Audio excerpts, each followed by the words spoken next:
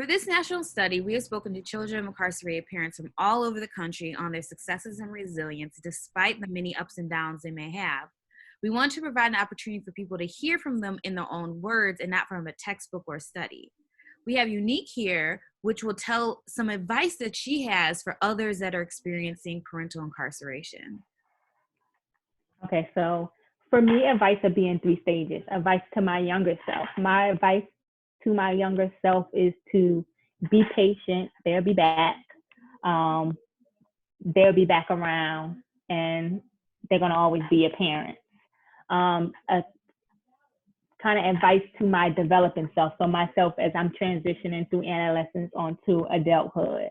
Kind of just relationships are what you develop. So your relationship may not be a traditional relationship where your parent was always around. It may be a friendship. It may be just casual. It may be just a high and by relationship. You guys could just be cordial, but a relationship is a relationship, and you make whatever relationship, you shape the relationship how you want the relationship to be. So it's okay to still deal with an absent parent who isn't around due to incarceration or any other reason. And some advice to my successful self.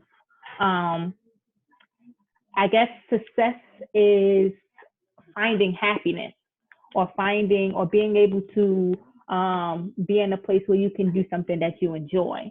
So it doesn't necessarily mean that you break all the status quo and you break all the barriers, or you overcome every last generational curse around you. You may have some trips and some falls, and you may get locked up yourself, or you may just experience some hardship, but that's okay, because success is literally internal.